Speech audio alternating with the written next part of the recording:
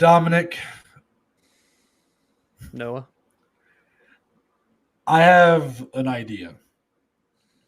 let's see. It's an Let's idea see what it that is. it's purely my own, of course. You're right. Okay, fine. I can't take credit for it. I stole this idea from our friends, the Barely Critical Boys. Go check them out. Anywhere you can find your podcast, YouTube, Spotify, Barely Critical Movie Review Podcast. But they start every episode with the question of the week. I think and I love it. I love it because it's a great way to start the episode, kind of loosen everybody up. To talk about something other than what obviously they do a movie. So kind of something different before you get into the movie. But I don't want to take it forever because I don't want to, I want to stay in our lane, so to speak. Of course. But I thought of something right before we started recording. I was like, you know what? That'd be a great way to start here. So, Dominic, there's a big movie coming out this weekend. There is. Spider-Man No Way Home. No Way Home. No Way Home is what it's called, right? So it's the newest Tom Holland Spider-Man movie, the newest addition to the Marvel Cinematic Universe, a movie that will likely break records. Mm-hmm. And there's a lot of rumors about who may be popping up in this movie. Some former Spider-Men have been rumored to be showing up. Obviously, you've seen the trailers, or if you have seen the trailers, a lot of the villains from those previous movies are making appearances. So, Dominic, I thought it was interesting, this concept of, you have your current day Spider-Man, and he's being, helped by the Spider-Man of previous generations, so to speak. Yeah. So if MMA had something similar, if there was like this, if there was this, let's say we're in today, in the modern era, let's say there was some fighter, and there was this like black hole opens up, and two fighters from previous generations come out, and they can like be trained, they can train together, they can work together. Who is the fighter today that could most benefit from fighters of a previous generation, of a gone time? Oh man! So part of me was at first where I thought you were going is like thinking of a current champion and then two previous eras of champion, and then they like all team together like the Ultimate Force. Can I answer it that way and you do it the other way? You can. Because I kind of have a good idea. Okay, so I'm thinking. Do I want to pull this way? Yeah, I think this would be fun. So you have the current welterweight champion, Kamaru Usman, an absolute beast, 5 title defenses, pure dominance, the best pound-for-pound fighter in the world right now. But then we're going to bring in 2 other eras of champion to team alongside with him. You go with GSP, the longest reigning welterweight champion of all time. I don't even remember, 9 title defenses, 12 title victories, a legend of the game, potentially the greatest of all time. And then the other era I'm going to bring in, which is kind of almost modern day, but a little bit earlier. I'm bringing in Robbie Lawler, one of the most violent champions that we've ever seen in welterweight history. We're teaming those 3 together, the old, the kind of present, and the future and present right now in Kamaru Usman teaming up. That's my ultimate threesome, the MMA Spider-Man universe right there. You basically did it how I was wording. I didn't word it very well, but basically 3 guys who can work together to improve on each other's skills. That's kind of force right there. Yeah, I mean, look at what you got there. I mean, you got some elite wrestling. GSP doesn't even have a background in wrestling, and look how elite he became. Robbie Lawler bringing that brawling style, a lot of mixture there. Mm-hmm.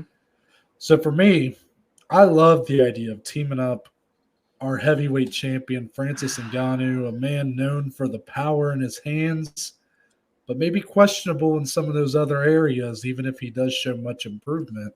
Yeah. I love the idea of teaming him with some champions of the past, and I'm going to go to our inaugural heavyweight champion, the godfather of ground and pound, Mark Coleman, the excellent collegiate wrestler from The Ohio State University, and obviously was a great wrestler for the UFC as well.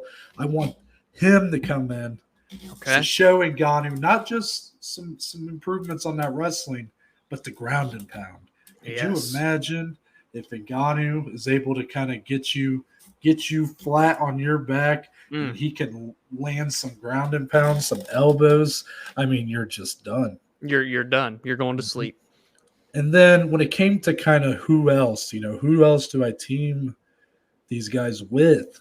It's got to be Cardio Cain Velasquez. I knew it. Yeah. Someone who had fought Francis Ngannou previously, but that was a diminished version of Cain. I want Cain to come in and whip those boys into shape. Because if there's one thing that our boys, Marky Mark and Francis, have lacked, it's that cardio, baby. Yep. Literally, Mark Coleman's been put on highlight tapes for whenever he runs out of that cardio. He opens himself up for some nasty head kicks, among other things. That's how he lost his title even. While Ngannou has surely, that's got to be the weakest part of his game right now, is how long can he really go?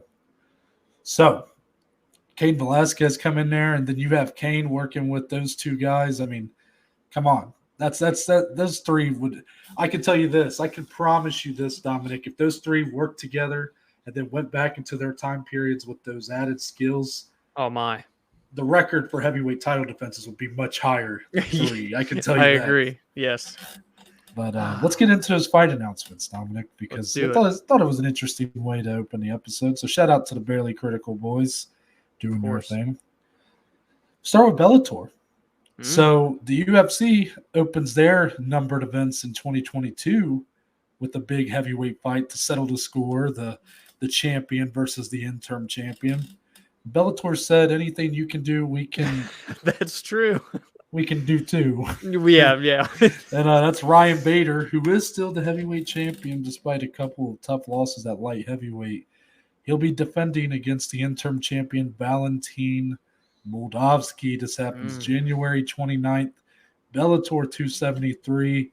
Dominic, Moldavsky kind of had that win that everybody seems to have kind of forgotten about. He had that pretty one-sided showing over Tim Johnson. I think at the time, very solid win, and I would still say so. But then you look at what Fedor did to Tim Johnson after that, and it kind of, I think that's kind of diminished the win a little bit. Realistically, Bader's probably going to be the favorite here, even despite some of his issues at light heavyweight. But should he be? Is Moldavsky a pretty big threat to this reign for Ryan Bader? I think so. I think Moldavsky really could be the undisputed champion by the end of January 2022. He's just a guy that's super well-rounded. He's very durable and gritty. That was a very tough fight that he had with Timothy Johnson when he won that interim title. Bader's had some struggles. I know it's been down at light heavyweight, so he's not going to have to cut weight anymore. We'll see how he looks at heavyweight again. But, man, he's been away for a little while, and he's coming back in with a straight killer. I think Valentin matches up very well with Bader. That should be a very intriguing fight to break down. Well, the weird thing is that, I think maybe some people, you could maybe make an argument, I should say, that some of Bader's struggles at light heavyweight could be maybe from the weight cut, the fact that he's still going down to 205 pounds while being a heavyweight champion at the same time. But I don't know. He's always came up to me like more of a better fit at light heavyweight, but a smaller heavyweight. Yeah, he's not that huge, really. So I always attributed his losses at light heavyweight more to the amount of talent in that division. I mean, Vadim Nemkov could compete for a lot of major light heavyweight titles, I think. So I do think there is cause for concern with Bader right now. We talked about this on a previous Reddit roundtable where, Bader, I think, has lost 3 of his last 4 fights, I want to say. There's just some question marks, Yeah. He was a 2-division champ. This is his first defense of the title since, I believe it was against Fedor Emelianenko. It's been a while. That would have been, 2019? I think that was the end of 2019. And now I know he had a defense. There was some sort of no contest after that. I forget who that was against. But basically, it's been a while since he's really fought at this weight class and fought at a high level. So Moldavsky's been grinding. Like you said, he's been really grinding these wins out. I think he's a threat for sure. I don't know what kind of fight we'll get because you got 2 guys that tend to be more grapple heavy. Yeah. And that could either cancel out and you get kind of an interesting sloppy slugfest on the feet, or what is probably more likely is if they really, decide to hone in on that grappling, Moldavsky's the bigger guy. So, Oh, yeah. could be a tough fight for the champ. For sure. UFC 271 happening February 12th, just a couple days before Valentine's Day. So, a day that all of our couples out there can spend together watching people beat the shit out of each other. Of course. The featured bout from UFC 270 happening next month between Jared Cannonier and Derrick Brunson has been moved to that card in February. And Dominic, I think it's a good call. Yeah. To be honest, obviously it opens up a hole at UFC 270, and we're going to speculate a little bit later about what fight might fill that. But even if it doesn't, I think UFC 271 has been a little thinner on paper right now.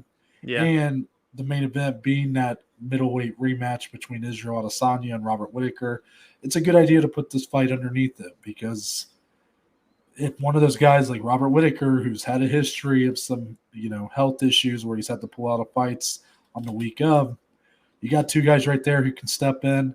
And also it just puts them on the timeline that the winners of those two bouts will likely face next. What are you thinking about that?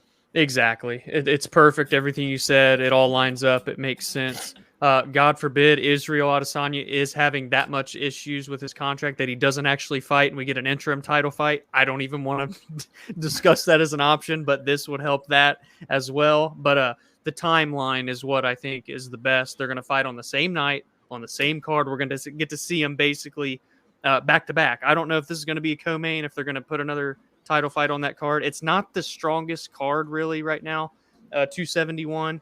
So to see all four of those guys, kind of like a mini tournament almost, will be really cool. And then it'll line up for a fight later on in the year, because Brunson Cannonier, it's a clear-cut number one contender fight, right? I mean, it's as clear as it can come right now. That fight in itself, we've kind of already discussed. It's going to be a great fight. Can't wait to break it down. But yes, this is the perfect move by the UFC. And it does open up something in January, but we'll hold off a second. Yeah, one more fight before we get into that. Yes. So now we're back to Bellator, and I'm calling this Bellator 274 right now. It's not officially even called that. I guess there's a chance there might be an event before that. You know how Bellator is. Every event's a numbered event, so you never know. But Gegard Mousasi will be looking to make another defense of his middleweight title. He goes up against Mr. Van Zant himself, Austin Vanderford, February 25th, Dominic. This is the one in Ireland, correct? Back in Dublin again, man. Bellator loves it over there. Yeah, so this is clear-cut champion, number one contender. Again, I'm going to ask you kind of like I did with the heavyweight title fight. Mousasi has shown less chinks in the armor than Ryan Bader, and I would even say Vanderford maybe has been a little less proven than Moldavsky in terms of how they fare in their divisions. Yeah. So are you still giving Vanderford a good chance in this fight? Do you think it's a tough fight for Mousasi, or do you feel like this is on the same level of like a John Salter, where it's just kind of another contest to, keep Mousasi active and he's just on to the next one? Definitely a harder fight than that Salter one was. I mean, but for Vanderford, this is levels above anything he's faced before. Mousasi has been doing this for years. I don't even remember how many fights he has. Got he over, has a shit ton of. If he doesn't have 60, he's very close to it. He's very close, and a lot of them are wins, by the way. So he's a champion man for a reason. Vanderford, though, the undefeated, phenomenal grappler. He's going to pose some threats to Mousasi on the ground. But Mousasi's super well-rounded, has a ton of submission victories. That's a fantastic fight. It's the clear-cut fight to make for the title. Can Vanderford live up to the hype? Can he dethrone the legend in Gegard Mousasi, or Mousasi continue his reign? It's a great fight.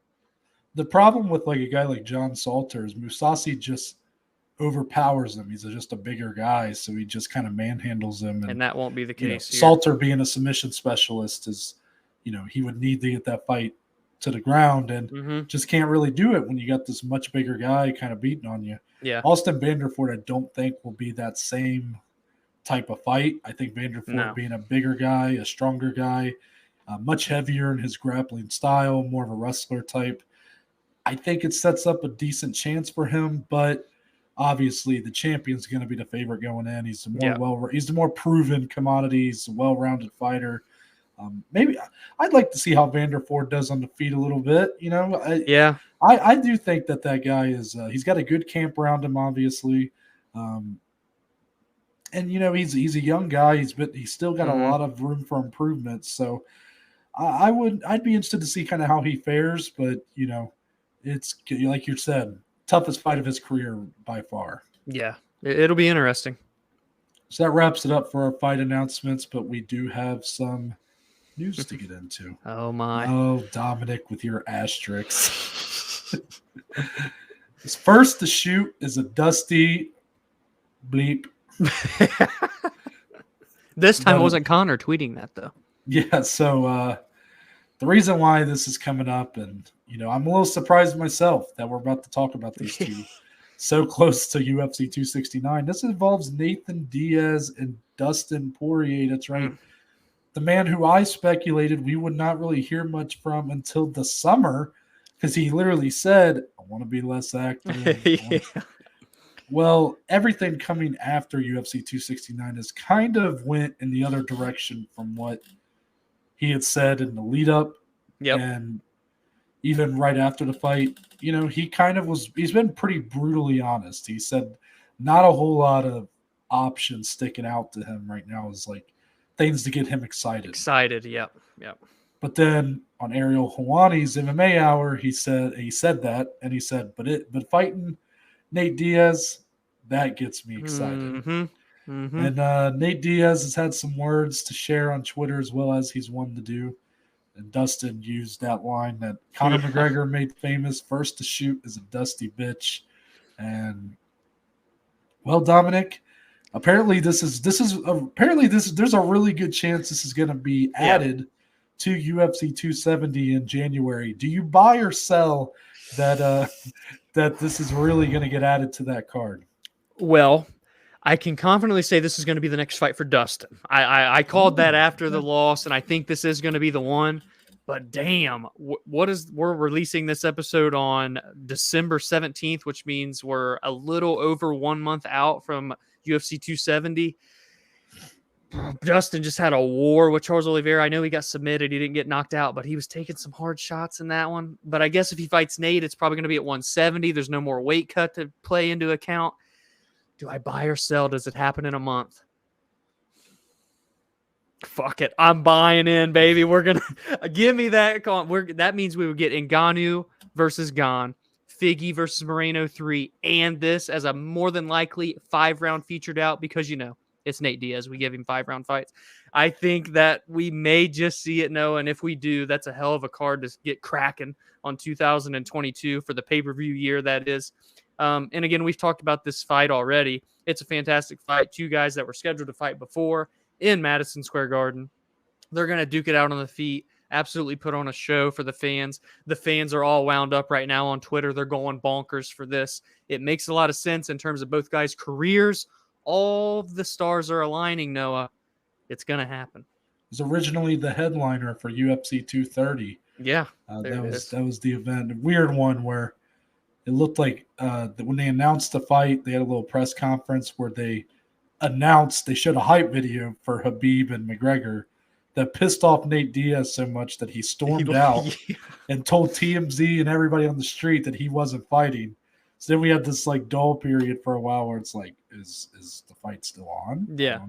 And then Dustin pulls out with an injury. Yeah. I mean, it's just weird stuff in the lead up to that one. I'm buying that this is the next fight for both.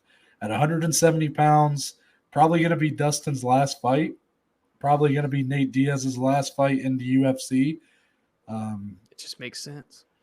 Kind of makes sense for that to be their swan song, their way out.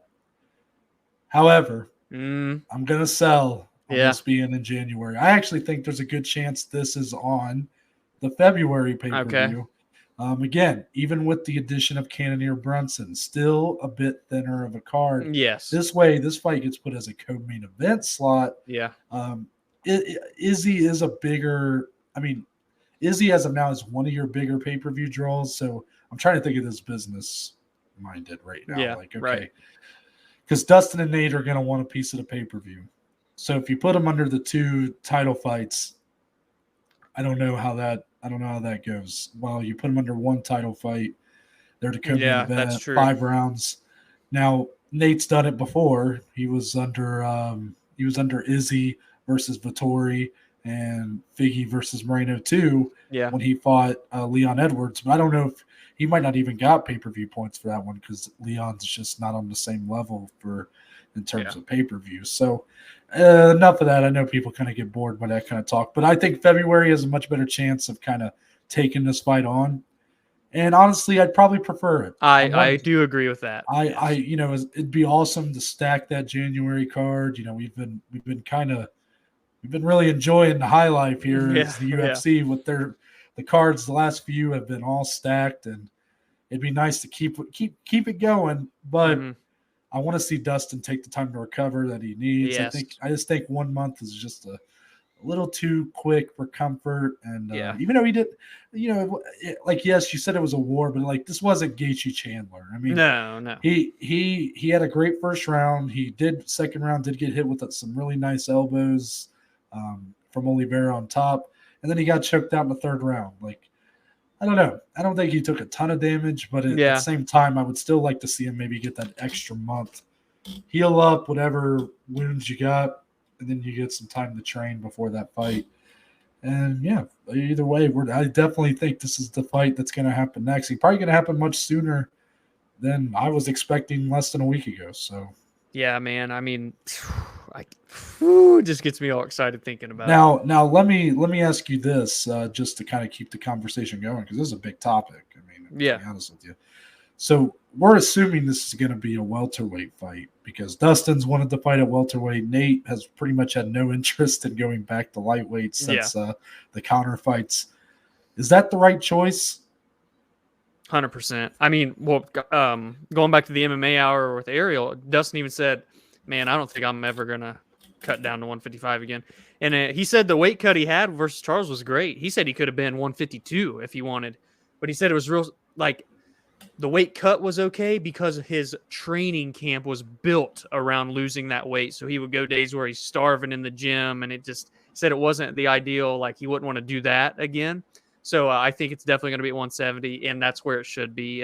It's not like it's a fight that has title implications. I just think it's a huge fight. It's fan-friendly with two guys that the fans love, and the UFC recently has been giving the fans most of what they want. So this would be another one here to check that box. I do agree with you 100%. I would prefer it to be in February. My mind thinks maybe they will nudge it to February, but with all the momentum right now, I am going to be curious if the UFC will try to capitalize it, and then maybe a contract dispute or something would keep it from January. But either way, man, it's a fantastic fight. Do you think as well it should be at 170? No doubt. I do. The reason why I even asked, because I haven't really heard anybody ask about it being 155 pounds.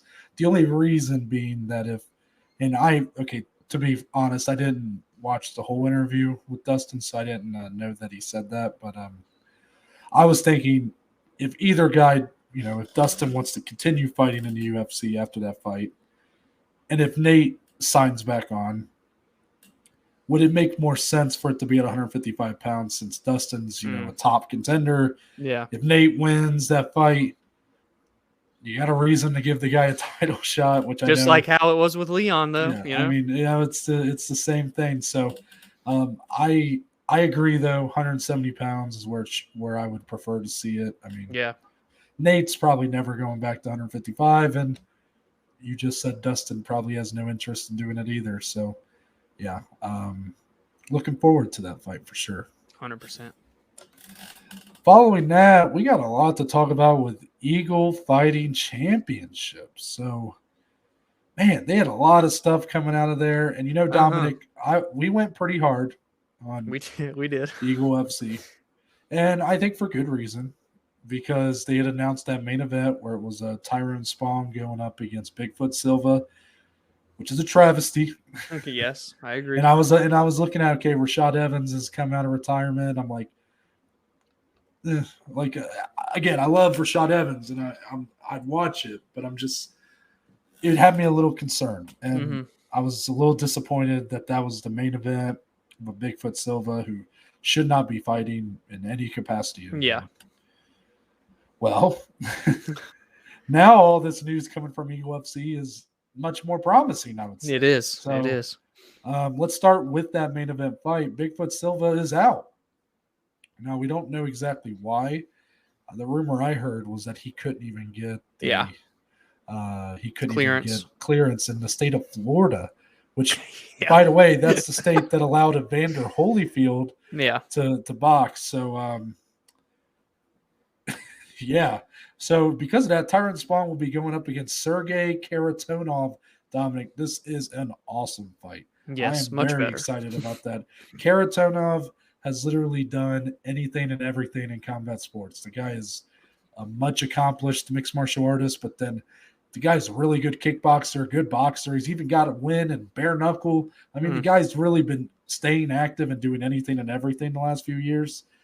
He's had a run of sorts. He's kind of been with Bellator and then kind of done his own thing at the same time. So he's fought at a high level. So I think it's a great main event, to be honest, for a show that's trying to find some footing in the United States. I think you can do much worse. And I think that fight is actually very exciting now. Again, this happened January 28th. And I'll let you give your thoughts on that, but I just want to go through the whole list here, and then we'll just talk about it as a whole. Also, Kevin Lee signed with the promotion. Kevin Lee working for the man who he chased for years. For a fight. Yes. And so interesting to see those two arm good pictures. They took some cool pictures. Kind of reminded me of we were talking about pro wrestling off recording. It kind of reminded me when Vince McMahon came out and announced Eric Bischoff as the GM of Raw, and they came out and shook hands and hugged. Yeah. You know, Eric Bischoff was the guy at WCW, and you know, they like hated each other for years, and then to see that. So that was how I felt looking at Kevin Lee and Khabib being chummy. Khabib also announced UFC. Yeah. Instead of doing how the UFC does their weight classes, they're going to go 155, then 165, and then 175 pounds. Great addition. Again, we'll talk about it, but I couldn't help myself. Love it. And broadcast team, you're going to have some UFC veterans, Felicia Spencer, who just announced her retirement not too long ago. And come on. This is the best news of the whole bunch right here. Henry Cejudo going to be on commentary. Come on. I mean, say less. So, Dominic, I just gave you this whole package. After we shit on Eagle FC a week ago, do you think we have to apologize to them, or can we simply just say that, like, glad you learned from your mistakes early on? Yeah, I mean, 100%, a fresh start, right? It's like they just totally flipped the script from a week ago. This is so much better. That main event, Tyrone Spong and now Sergey, that's going to be two guys, because we talked about how Tyrone is so accomplished in, you know, combat sports as well. What was it, like 117-7 across all of the things he's competed in? So that's going to be another fantastic matchup. Felicia Spencer, Henry Cejudo on the broadcast team. I love two UFC veterans. Henry Cejudo under the same talent agency as Khabib with Ali Abdelaziz. At least I'm pretty sure they had the same manager. Felicia just retired. So it's awesome to see her get an opportunity to continue in the world of MMA with like a career and making money, but no longer in there fighting. The 165-pound, 175-pound divisions are perfect, and it is perfect for their newest signee, Mr. Kevin Lee, because he didn't fit in at 155, he didn't fit in at 170, and he's always been advocating for a 165-pound division. And here we are now. He's going to get to compete there. Very curious to see how he will fare at that weight class. Surely he doesn't come in and miss weight, right? Oh, come on, Kevin. We can't be having none of that.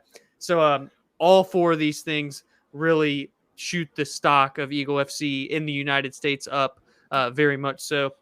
We talked about how they've already been big over there in Russia, obviously, with a lot of regional talent over there with huge prospects. Now coming into the United States with 10 shows next year, all of these things being implemented, it's going to be a big deal, man. And Mr. Khabib, the promoter himself, really starting to turn the tides, and Eagle FC, they're coming for it all, I suppose. It's crazy. Literally less than a week ago, I was like ready to write off this promotion, and then all this comes out. And again, I want to be cautiously optimistic. Like, this all sounds great. I do think there's no reason to believe the weight classes won't be a good thing. 165 pounds, that's perfect. And of course, you're going to use that when you got Kevin Lee coming in. I think Kevin Lee being signed is a great choice. A guy looking for a fresh start, as the headline suggests. I still am a little concerned. The fact that Bigfoot Silva was originally scheduled. I'm going to have to question any promoter or any matchmaker that decides that that's a good fight to put on. Yeah. And you look at the other 2 fights that are scheduled right now. I'm not sure what I think of them right now. So you got bantamweight Ray Borg is fighting Cody Gibson, and then former bantamweight champion, but now fighting at featherweight, Renan Barão is fighting on this card against Horacio Gutierrez. So none of those 2 guys that I know you know probably less about, like me, neither of them are like big prospects that are coming in, and it's not like that kind of matchup. It's a couple of guys that have kind of floundered. I mean, Cody Gibson had a run in the UFC back in like 2014. He went like 1-3. Yeah. So these seem like pretty competitive fights. Again, do I love the idea of putting Renan Barão on a card? I don't know. His run at the end of the UFC was pretty.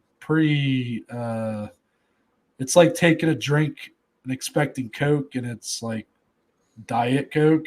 Yeah. Which maybe some people are like, oh, well, that would be much better to me. But you get the point, people. You're on the FBI watch list. So I don't know. I'm trying. I can't help but love everything I'm hearing now. Yeah.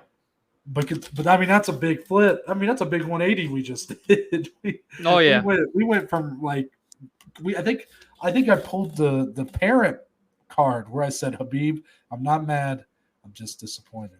Yeah. And maybe Khabib heard that and was like, well, I can't let the Joes down.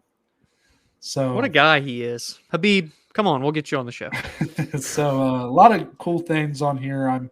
It makes me more excited to watch that card. Khabib was even throwing out feelers for Dustin Poirier. Did you see that? I saw that. Yeah, if the UFC releases him, I'm like, bruh, chill out a little bit. Yeah. Come on. I just thought it was funny. But yeah. But I don't know. I think there might be some more splash signings in the future for Khabib. I think that Eagle FC is going to really look to make a push for this American audience, and I look forward to seeing it right now. Well, with that point, quickly, just because they are coming to America 10 plus events next year in 2022, do you look at Kevin Lee as kind of like the face of their promotion in the United States to at least bring in a little bit more of an audience? It's not like Kevin Lee's a star by any means, but he's at least a name people would recognize. No, I really don't. I think that I like where your head's at with that, but you got to think Khabib and Dana White seem to still, I'm assuming, are still on very good terms. Yeah. Khabib's probably learned a lot from Dana White, and if there's one thing that the UFC has hit time and time again and has kind of proven to be true, whether you like it or not, is that if you sell people on the brand and the actual names kind of come second, you turn into a UFC fight. They've really gotten it to a point where you watch the UFC fight because it's the UFC. Yeah. It's not – I know to some people this isn't the case. I'm just saying I think the majority of people who are watching on a weekly basis, which is us, we watch because it's the UFC.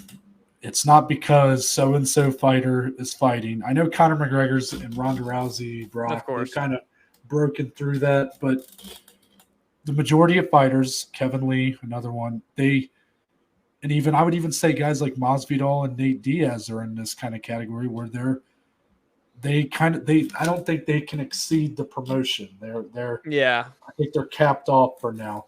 So I could see Khabib running a similar ship. I think implementing these new divisions, making these big signings will be good for him, but I do think it's going to be more about I'll be interested to see how the presentation is, what the brand is like, and commentary team will play a part in that. Having a guy like Henry Cejudo, who's so accomplished, is a good start. Mm-hmm. I think that's where you're going to see them really focus on getting that audience. Yes, they'll have some big names, obviously. They wanted to put Bigfoot Silva in the fucking main event, and that guy can't even fight anymore. Yeah. And So it's clear that they want some of those big names that any MMA fan will recognize. Kevin Lee's going to be one of those.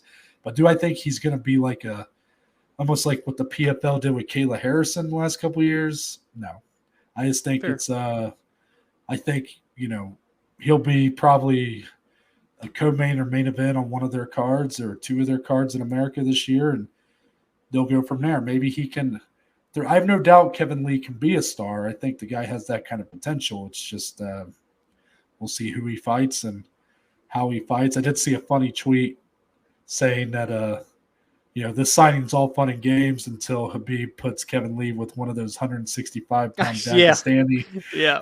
I think it was Ally Aquina. Yeah, that's right.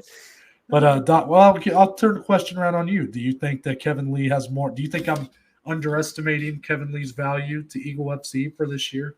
No, I think that's a fair assessment. I did view it as at least a big piece of their American audience, and like when they do come over here, as you said, he probably will be on at least one or two cards.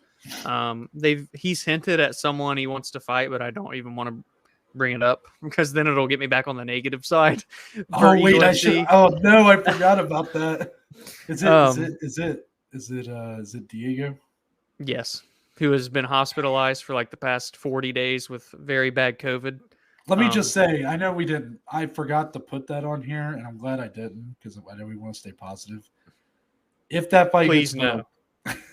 Please no, don't. Khabib, please. I'm trying to stay positive. I'm trying to be excited about this promotion and these cards. Don't do it. Don't. No. So anyway, on that note, Kevin Lee, he's a good chunk and a good piece for the American audience. Could he be a star? I think he could be for that promotion. Only time will tell. Well said. Let's move on into this UFC card. Here we go, baby. Saturday. The last one, Noah. This is it. It's the last one. This is it for 2021. So it's kind of interesting, right? Because we had such a monumental pay-per-view last weekend. That's pretty historical in terms of Amanda Nunes losing. You had the Charles Dustin fight, which was just had a ton of build up to it. I mean, a lot of big moments on that card. So it feels kind of weird to follow that. That felt like a really good bookend to this year. So it feels kind of weird to follow that up with it's a fight night. It's solid. Solid fight night. I actually think that this one will go under the radar a little bit. And I will say the one struggle I've had with this card, Dominic, and this is more so a struggle on the podcasting side rather than a viewing experience. It's been more so kind of the storylines, kind of there's not a lot of like I said last week, we had the Oliveira Poirier, which was like the blue collar fight of all fights. Two guys who had fought, bite and clawed their way to the top, had earned everything. They've been given nothing, and then they're fighting one-on-one for the title. Juliana Pena, can she do it? Well, we didn't really take that bait, but we ate our words. Typically, you have these I'm going to call them storylines, but you have these, there's something about every fight that brings. There's going to be big takeaways afterward, kind of. So here, I look at this card and I see a lot of very interesting fights, a lot of intriguing fights, but not a ton that going in I really know what to expect or kind of what the reason for having these two together is. But we'll start with the main event. Yep. Heavyweight division, Derrick Lewis coming off that loss in August for the interim title against Cyril Gane. He is going up against Chris Daukaus, who is, by this point, him and Aspinall are kind of neck and neck in terms of who's kind of the biggest next up and comer. Yeah, but I mean, they really are. You might as well just group them both together. But right now, Daukaus is a little further along, so I'll just say Daukaus is right now the biggest up and comer in this heavyweight division, the new blood. So Dominic, you got a couple guys who punch hard. That's what you're going to be looking to do here. But the power of Derrick Lewis is only comparable to maybe Francis Ngannou's power. So what does Chris Daukaus really offer here to combat that, to get around that? Yeah, this really is an interesting fight, man, because first off, I do kind of hold Aspinall and Daukaus in that same boat in terms of like where they are currently. But the way that the UFC has moved along and pushed Chris Daukaus is very similar to what we've seen from current interim champion Ciryl Gane, where this is going to be his 5th fight. He's undefeated. He's getting a top 3 guy. If he wins, he's 5-0, one away from a title. He'd be 6-0 fighting for a title. It's very similar, kind of the way that they were pushed in terms of their pacing. Daukaus is a guy that has incredible boxing, very crisp combinations. He does have the power to shut your lights off, obviously, as all of these heavyweights do. But Derrick Lewis is just that guy. He could be down for the count for 24 minutes and 59 seconds in this fight. But with 1 second left, just ask Mr. Alexander Volkov, it takes one shot and you're looking at the lights and Derrick Lewis is growling at you on the mat. That's one of the coldest things in UFC history. Then he's going to be talking about his balls post-fight press conference. So, man, this is a very intriguing fight. Derrick Lewis, it's a big fight for him. Can he stay at the top? Can he kind of fend off? This is kind of the first one for Derrick outside of Ciryl Gane where it's those newcomers that he's trying to fend off. Obviously, Gane got past him. Can he hold off Daukaus here? And for Daukaus, the complete opposite. Can he launch himself into truly elite title contention talks in just what will be his 5th UFC fight? He's riding a 5-fight win streak right now. He's in his prime at 32 years old. He was a police officer in Philadelphia, quit that job to become a UFC fighter full-time. He's truly dedicated now, Noah, so I'm very curious to see how this lifestyle change is going to work for him. I know that went into effect 1 or 2 fights ago, and we've only seen him get better since. Big test for him here, though. But in terms of like the all-around skill set, you still kind of lean toward Daukaus, and that's just the way it is in Derrick Lewis fights. So I'm curious to get your thoughts. Yeah, I mean, I said this with the Ciryl Gane fight. Every measure you could make about that fight, besides power, every skill evaluation would make you come to the conclusion that Ciryl Gane was going to win that fight. But with Derrick Lewis's power, you just never know. Yep. The guy really has the equalizer in the right hand. Chris Daukaus is not as well-rounded in terms of what he's shown so far. I know Dominic was mentioning a black belt off recording to me, but in terms of what he's shown, it's been very heavy on the pressure and the boxing. Yeah. And it looks good, and he's got good power. Look at what he did to Shamil Abdurakhimov. I mean, he had that man's head on a swivel. That was a nasty knockout. And I will say he showed some really good ground and pound there to get the finish too. But that's a tough game plan to go up against Derrick Lewis because while Derrick Lewis, I will say, at least if the Ciryl Gane fight is any inclination, is that he kind of does struggle against the pressure. He does wilt a little under that pressure. Daniel Cormier, I think, exposed that a little bit too. But you're talking heavy pressure and simply off of what he can do with his hands. Yeah. I mean, he's not really, as far as I know, and Daukaus could come in here and show he's some amazing wrestler, and that all changes. But from what I've seen, I don't think there's much of a threat here for the level change. Yeah. So Lewis is simply dealing with the pressure on the feet. I mean, he can just start throwing some nasty overhand rights, and all it takes is one. I mean, you see that the Volkov fight is a prime example of being dominated for 14 minutes, and then with literally less than 15 seconds left in the fight, he lands the nasty overhand right that nearly knocks out the mouthpiece of Volkov, and then he just finishes him off. That's the fight. That's always the story going into a Lewis fight. But I do think it's interesting what you kind of touched on. The biggest theme I could come to with most of these fights, Dominic, is older fighters on losing streaks sometimes who are sort of fighting for their life, professionally speaking. And most of them are trying to hold off the young. So here's a little lesser because Derrick Lewis, he's older, but I mean, it kind of fits. Derrick Lewis trying to hold off Chris Daukaus, and we'll see as we go through. It's a lot of that. People with a loss could, if Lewis loses this, I think title aspirations are pretty much done. Yep.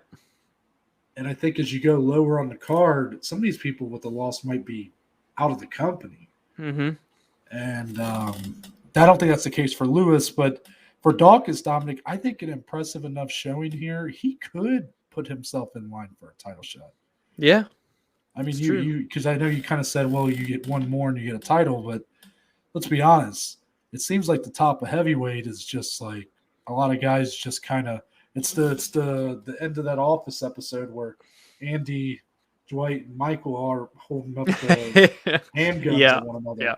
It's like, okay, so Ciryl Gane and Ngannou were going to fight next month, but you got Stipe, who's not fought since he lost the title. You got John Jones, who is supposedly making a debut in the division in 2022, but who knows on that. And you got guys like Curtis Blades hanging around, who's taking some tough losses. I mean, Volkov's still there. I mean, you have these guys, but if Daukaus comes in here and starches, that's Derrick true. Lewis, He could. And the only way that I think he doesn't, if he does that, I think the only way he doesn't get a title shot is if John Jones really does make that debut. Right. And even then, it's like, okay, well, the only guy left is Stipe, but is Stipe going to want to fight Chris Daukaus? I mean, he still could just kind of be like, you know what?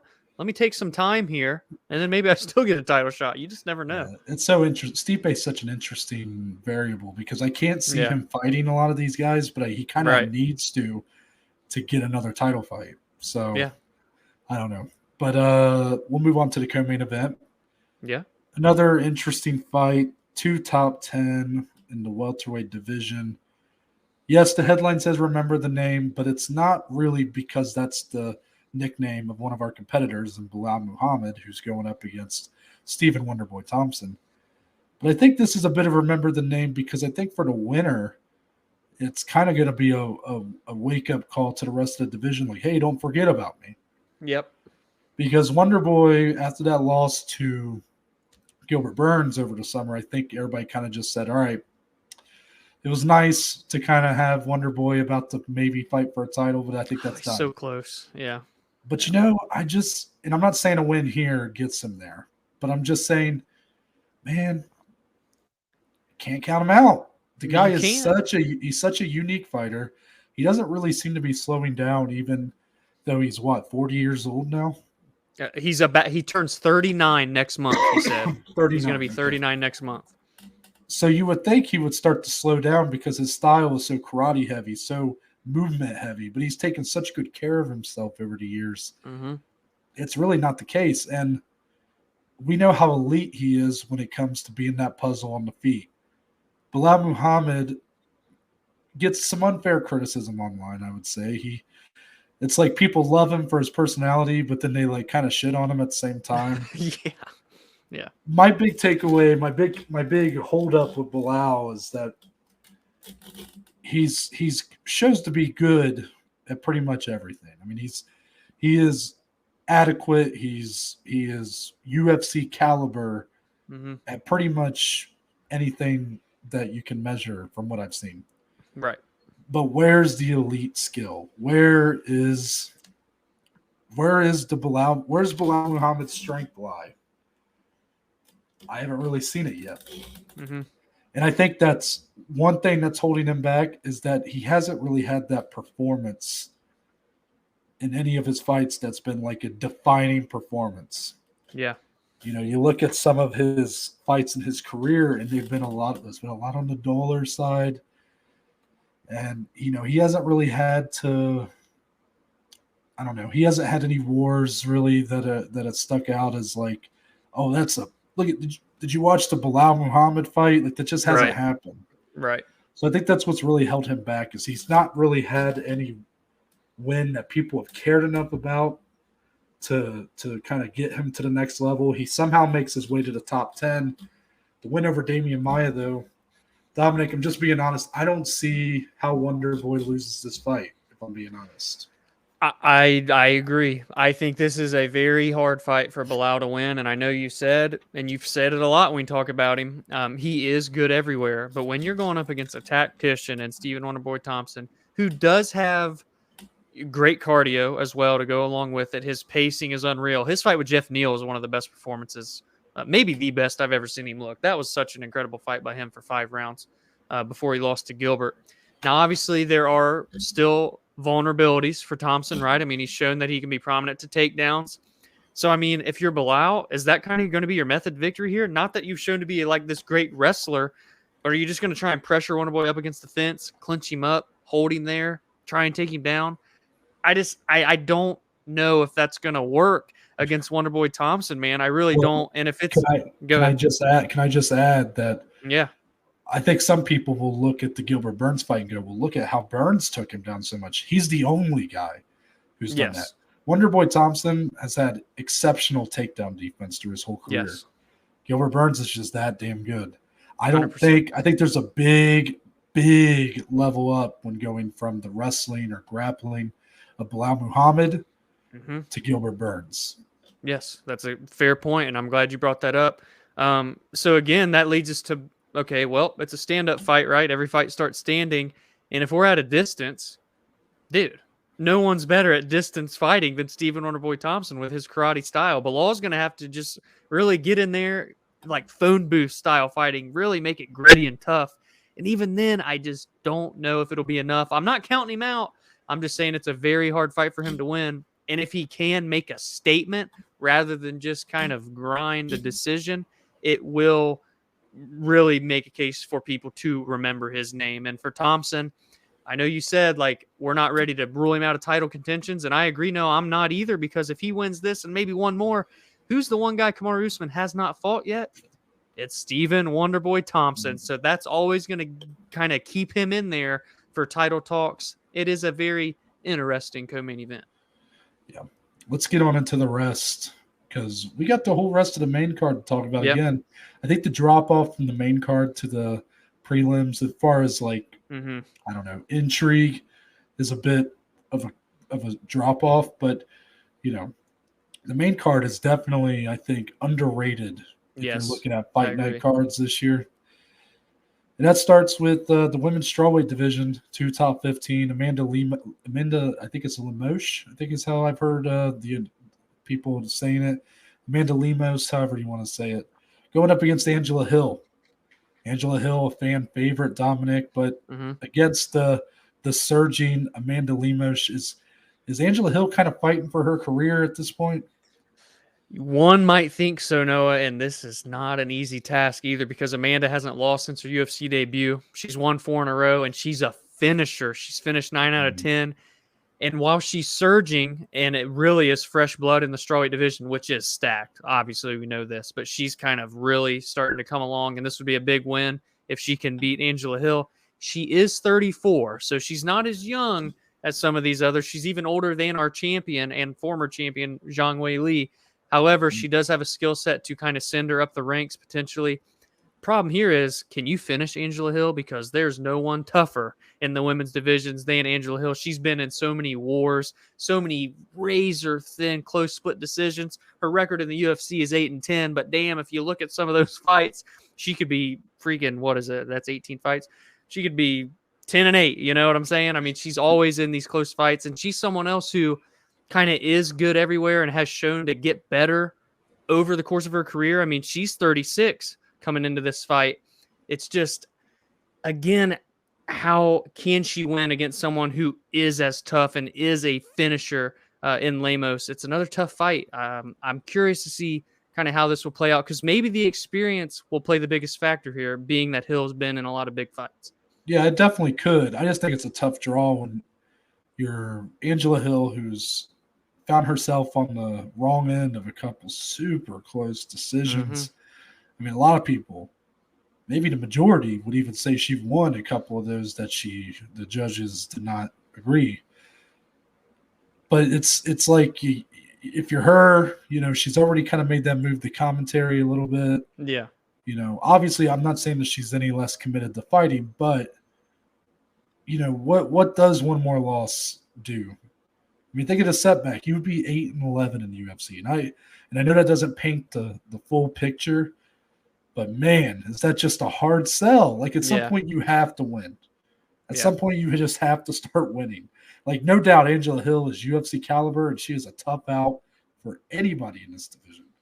Even the people at the top of the division, I think she's a tough out for. I mean, Michelle Watterson is, again, one of those fights where it went 5 rounds. It was a war, and a lot of people would have probably told you Angela Hill won that fight. Now Michelle Waterson's up there towards the upper half of this division, while Angela Hill's kind of floundering down here at 12. It's a tough fight, but for Lemos, I do think there is something to be said for the fact that she is a bit of a finisher.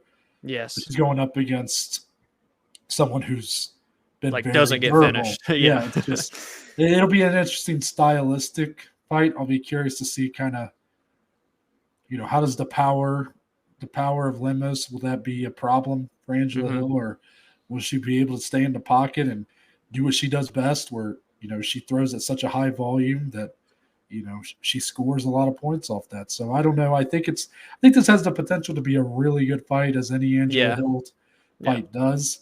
But I don't know, man. One more and this could be it. It's true. I agree.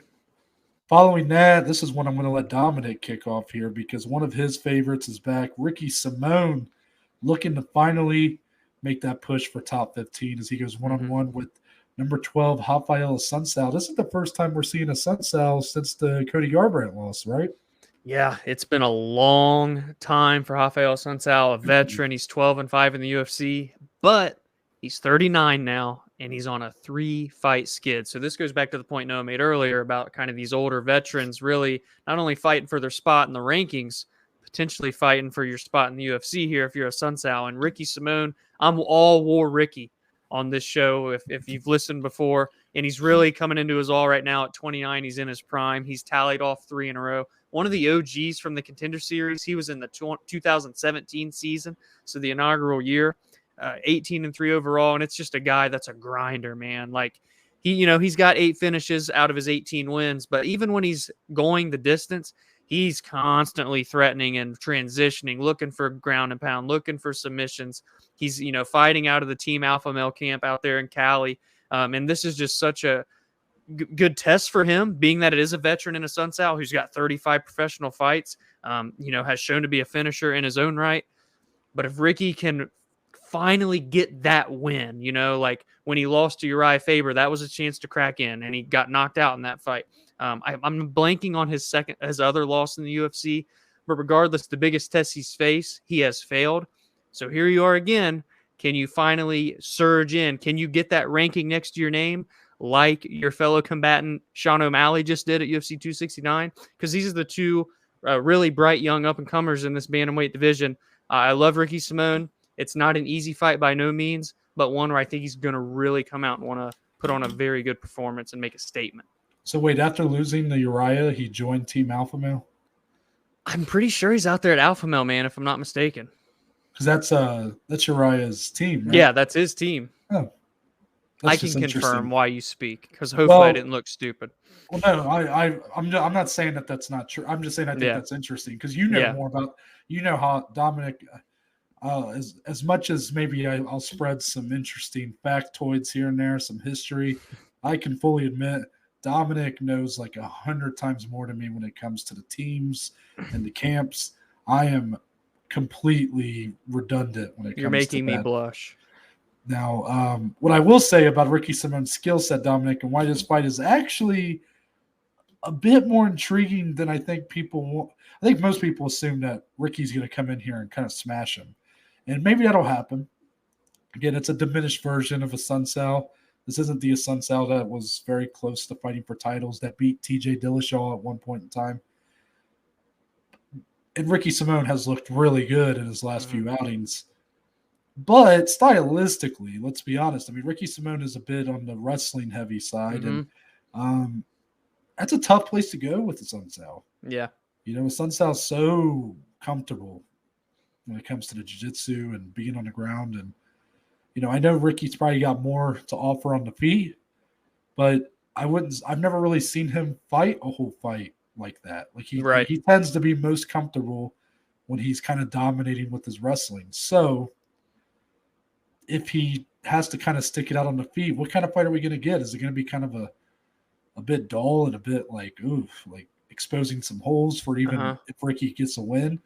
Or will he show maybe that he's got more to offer in terms of a well-rounded skill set than even you thought? Yeah. So I think there's a lot to learn about Ricky Simone in this fight. but you kind of have to lean towards him based simply on, I would say, the trajectory of these two the at this point. potential, kind of, yeah. Did you happen to find the alpha male thing? According to Tapology, shout out Tapology, I use them and Sherdog for my notes. It right now on his profile, it does say American Top Team Portland. So not the main one in Florida, but one of their branches. If someone knows out there, if he's been with alpha male in the past for like a camp or two, let me know.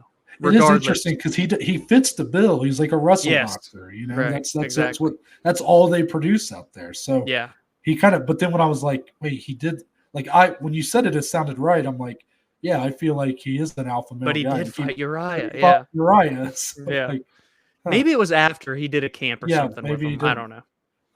We'll move on from there. Lightweight division, another guy. I mean, it's kind of a copy and paste story. Yep. Even the ranking of these guys. I mean, Diego Ferreira, I will say, is still very underappreciated guy in this division. Number 12 now. I don't think he's even shown to be a diminished version of himself. I think that I think with Diego Ferreira, it's more so like what his ceiling is. Because he had that great win to start off 2020 against Anthony Pettis. Yeah. And then there's not been a lot positive to come up from him since. He lost his last fight to Gregor Gillespie, and that was a fight he missed weight, I believe.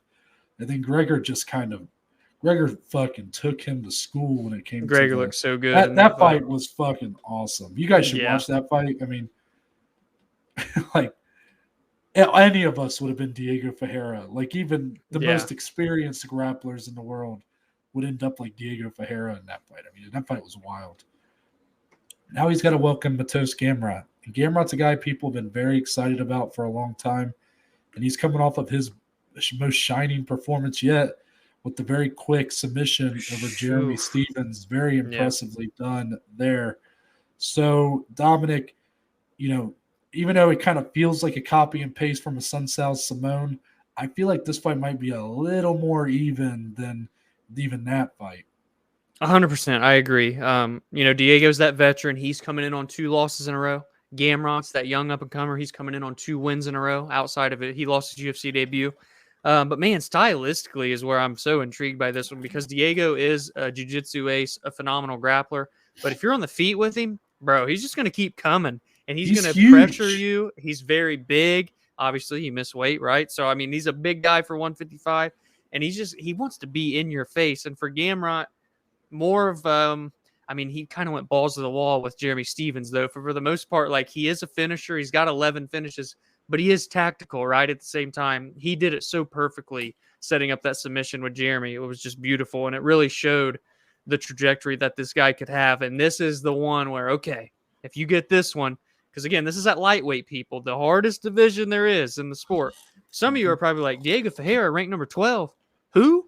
Yeah, he's still there. So this is a big test for Gamrot, man. But if he can pass this, it says a lot about his potential in this division. If he can finish a guy like Ferreira, it says even more. But Ferreira really has the potential to make an upset here as the underdog coming in at plus money. And with his style, it's not out of the realm of possibility that he could really make an upset here. I mean, Gamrot's 19-1, but man, it's not, improbable to have a second loss on the record after Saturday. No, I think it's a very close fight on paper. I mean, I don't claim to have the best read on Gamrot. I won't claim that. I think he's a bit more unknown to me than even Diego Ferreira is, who kind of came out of nowhere to a lot of people over the last couple of years. But God, Diego is just still shows to be at least he definitely shows to be a top 15 level, even in these losses. Which you said he's on a 2-fight losing streak, right? Mm-hmm. So he lost to Gregor, but what's his other loss? I'll pull it up for you right now. Because I remember he beat Anthony Pettis, and then he had that long layoff. Like, I think it was maybe he must have fought since the Gregor fight, because I can't remember if he fought maybe he fought like an Arman Saryukin or something. I can't remember who. Well, this is what's funny, because the loss prior to Gregor was someone else that just so happens to kind of poke you. Like, that episode of The Office where Angela sneaks up on Dwight and he goes, oh, shit.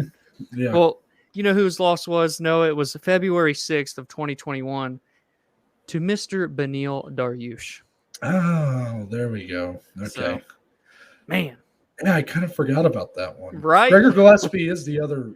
Yes, loss, that was right? that happened in May. So he fought in February, May, and now here against Gamrot. Man.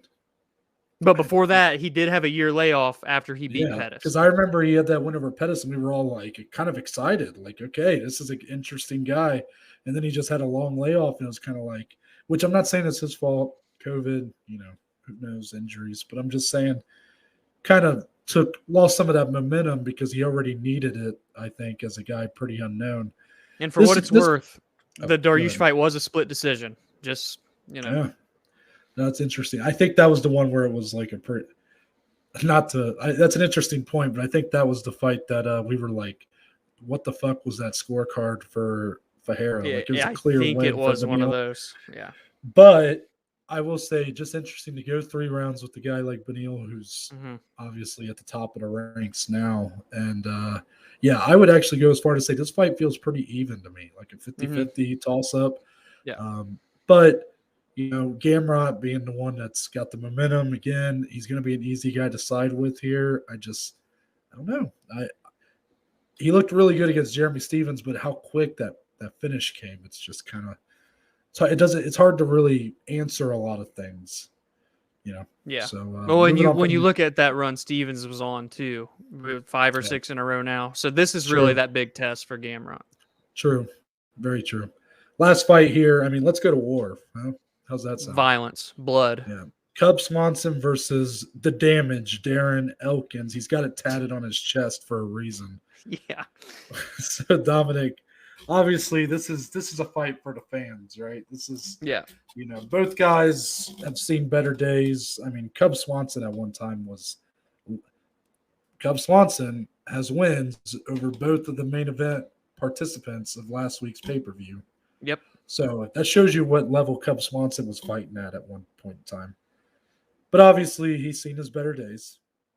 And Darren Elkins, while he's never been at that level, he's never been I don't even know if he's ever really been a top 15 fighter. But God, I mean, look at the wars this guy's been through. I mean, I'll never forget his comeback win against Mirsad Bektic, UFC 209. That's one of the craziest comebacks I've ever seen, where he basically folded Mirsad like a lawn chair in the finishing sequence. And, he's got blood all over him. I mean, that's the damage, man. So clearly, I feel like Cub Swanson should win this fight. But if this becomes a war of nutrition, a war of heart, a war of gut, I mean, Cub Swanson, I think, has a lot of that. But, I mean, Darren Elkins, the guy, no one's got more than him. The guy is never, hardly ever is able to get finished. I mean, this is a guy that I'm pretty sure he had a really interesting fight with Ryan Hall. I believe he outlasted, or I lived to see the scorecards against Ryan Hall, which, what a buzzsaw that guy can be. So I think I'm rambling a little bit, but this fight is purely just for the fans. What do you think of it? I mean, it's 2 veterans that are going to go in there, and they're just going to go to war. That's as simple as it is. If I had to give advice to Cub Swanson, don't make this a war, because I think that makes Darren Elkins better. Go out there, kick him once, and then just run away, and then that way you can say you won the round.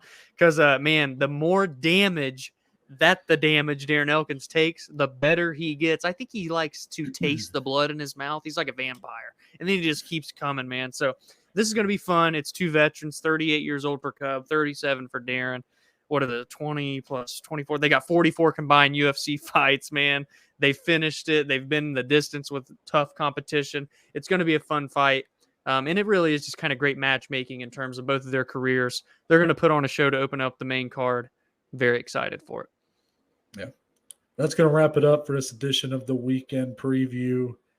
We just want to give you guys a heads up as far as our release schedule with the holidays coming up. And, I graduate 24 hours from when this episode's being released. Everyone in the comments, whatever platform you're on, congratulations, Noah. Let's get it trending. Let's go. We're only accepting one comment from Harry Balzania, by the way. We're not accepting Nate comments from his burner accounts. But, no, it's awesome. I'm very excited, obviously. But then I got a move coming up to Indiana. So be a lot going on there. And obviously Christmas, New Year's. Me and Dominic both have to, have the festivities to look forward to. So because of that, well, I guess, and probably the biggest reason, the UFC is not going to have an event for like a month. That's true, for a month. So we'll have a weekend recap on Monday, per usual. Yep. And then it'll be Wednesday, December 29th. Yes. So it'll be a week and 2 days later. After that, we'll come at you guys with the last episode of the year. And I mean, what other way to send us out than the Joeys? The biggest, the best MMA award show.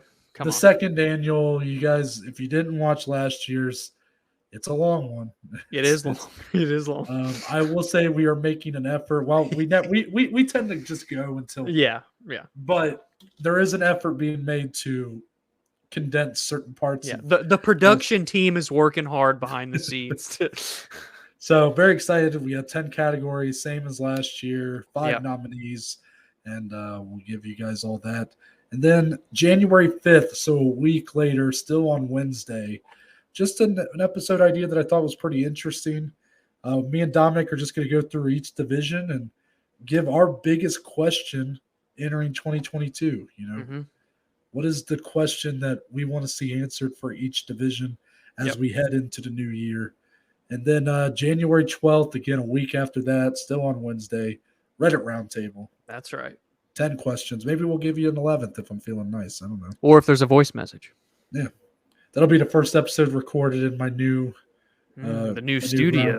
At least I hope. At least that's the hope right now. But and then January 14th, that Friday, we're back. Weekend preview. Giga Chikadze versus Calvin Kattar. Ooh-wee. So a lot coming up. Make sure you guys take notes of that. A lot of Wednesday episodes coming up. But just, end of 2021, man, it's kind of hitting me a little bit. It's like, man, we've really been doing this thing for, a while. This was like our first full year. Yeah. Kind of doing the podcast. We started in audio format. And I think we started this year with around 50 subscribers or so, probably 20 followers on Spotify. And we sit here today with 79 subscribers on YouTube and probably double that on Spotify. So, a lot of growth this year, but even if we hadn't grown at all, it's just really awesome to see more interaction, more support. We have a lot more people leaving questions, leaving comments. It doesn't go unnoticed. It's really appreciated. So, but Dominic, do you want to say anything before we send this thing out? You said it so perfectly. No, I mean, we're coming up at the end of the year, and we'll give some more soppy feel good, on them Joeys the last episode. But man, it's been fun. It's been a fun ride. We got so many big plans again for 2022. We're going to keep chugging along. The growth of the community is awesome to see, and your support, as Noah said, does not go unnoticed. It just motivates us more to come on here and talk, even more so than what we already are if we had 0 listeners. So thank you all for the support. If you want to engage, interact, be with our show, join the community, you can find us on social media at BAJ_MMA podcast. And you can find myself personally if you want, but, prefer you just interact with our show, right? But you can find me at DSlee14. Also for Monday, Reddit or regional showcase. Yes, Titan FC 73. You can watch it this Friday or the day you're watching this, hopefully. So make sure to check that out if you want to follow along when we go over it on Monday. That's right. But for me, you can find me on Twitter, Instagram at ntbaker_. If you go to my bio on any of those, there is a link which will take you to the link tree, which presents you a list of links to all the platforms the podcast is on, along with social media platforms. So that includes... It's not limited to... the Twitter, the Instagram, the YouTube channel, and Spotify, Google, and Apple Podcast. It's all on there. And there's a couple links for today's sponsor, Anchor. Shout out to Anchor. First one, leaving a voice message. We'd love to hear some more voice messages being left over the next year. I believe we hit our goal this year, but would still like to keep improving on those numbers. Those are rookie numbers in the words of Matthew McConaughey and Wolf of Wall Street. You got to pump those up. Yeah, send us in your picks for like fighter of the year, knockout of the year. Like, let's get. Should I put the categories and then they can? Yeah, let them know the categories. I'd love to have some people on the award show. So the categories, and you know what, and I'm going to go ahead and give an outline because I think there's a good way to do this. If you want to give your vote for a certain category, even if you want to do multiple, just leave multiple messages. You're right. So do one category for each message because it'll be easier to do it that way than to show them all at one point in time. So we got newcomer of the year. This is someone who made their debut in the UFC and Bellator and the PFL in 2021. Didn't made fight. A splash. Yeah, didn't fight in another major promotion prior. There is kind of like basically PFL and Bellator people shouldn't have been fighting at a major promotion before. While the UFC, I did allow like a PFL, someone who fought in the PFL prior. So it's kind of like, there's levels, obviously. But newcomer of the year, submission of the year, knockout of the year. That's a tough category. Hey, now. Comeback fighter of the year. I'll let you guys, just like we've been doing, I'll let your guys' mind run wild with what you think that means. Most disappointing fight of the year. The somber part of the show. Most surprising fight of the year. Performance of the year. Female fighter of the year. Male fighter of the year. And, of course, the fight of the year. There it is. Make sure to leave a voice message for each of those. Give your votes. Any thoughts you have on anything like that would be much appreciated. And also, there's a link on there. If you want to become a supporter of the podcast, any support is appreciated. But that's it. We're out. We'll see you guys on Monday.